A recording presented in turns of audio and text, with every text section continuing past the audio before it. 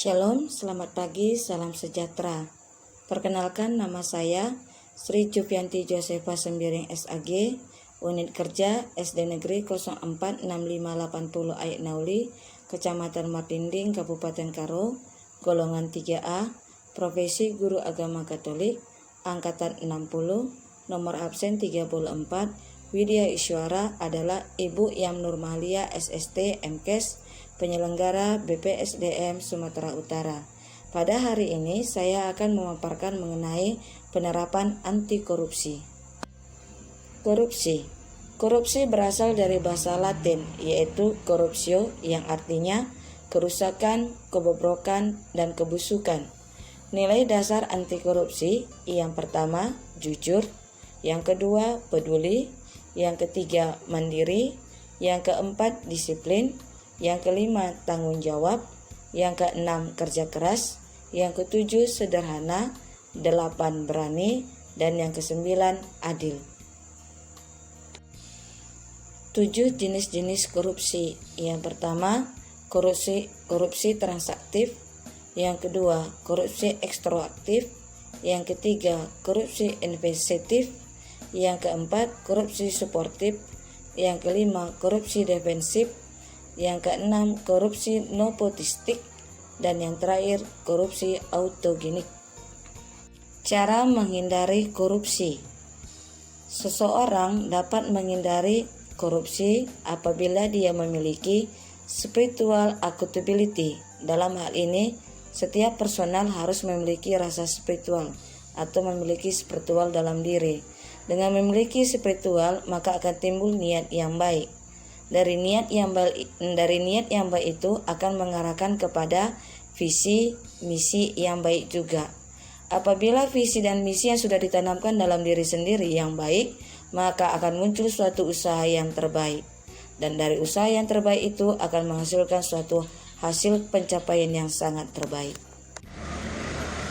Dengan kondisi perubahan pada diri manusia, mulai dari tinggi maupun rendah, akan menjadi pembahasan tunas integritas yang mudah untuk menjadi bagiannya. Karena tunas itu sebagai simbol kesadaran dan pencerahan yang bisa saja tumbuh dari sejak awal, muda maupun tua. Menurut Kelman tahun 1958 dan Brickman tahun 1991 menyebutkan adanya 3 proses sosial yang berperan dalam proses perubahan sikap dan perilaku, yaitu yang pertama kesediaan, yang kedua identifikasi, dan yang ketiga internalisasi. Integritas, bersatunya antara kejujuran, konsisten, dan keberanian untuk melakukan tindakan benar tanpa kompromi. Komponen sistem integritas. Semakin besar organisasi, maka semakin banyak komponen integritas yang diperlukan untuk mengontrol utilisasi kapasitas secara berintegrasi, proporsional, efektif, dan efisien. Adapun bagian komponennya adalah yang pertama, seleksi dan keteladanan pimpinan, 2, kode etik dan kode perilaku, 3, analisis risiko terhadap integritas, 4, peran pengawasan internal, 5, pengelolaan gratifikasi dan hadiah, 6. Revitalisasi pelaporan harta kekayaan, 7. Whistleblower System atau WBS, 8. Evaluasi eksternal integritas, 9. Post employment, 10. Pengungkapan isu dan uji integritas, 11. Sistem dan kebijakan SDM. Ini mencakup rekrutmen, manajemen kinerja, pengembangan SDM. Yang ke-12 akuntabilitas keuangan dan kinerja, ke-13 pengadaan dan kontrak barang jasa, 14 kehandalan SOP, 15 keterbukaan informasi publik, dan yang ke-16 pengelolaan aset. Peran penting integritas. Yang pertama, integritas memegang peran penting bagi generasi muda untuk mewujudkan moral bangsa dan menciptakan pemimpin yang anti korupsi.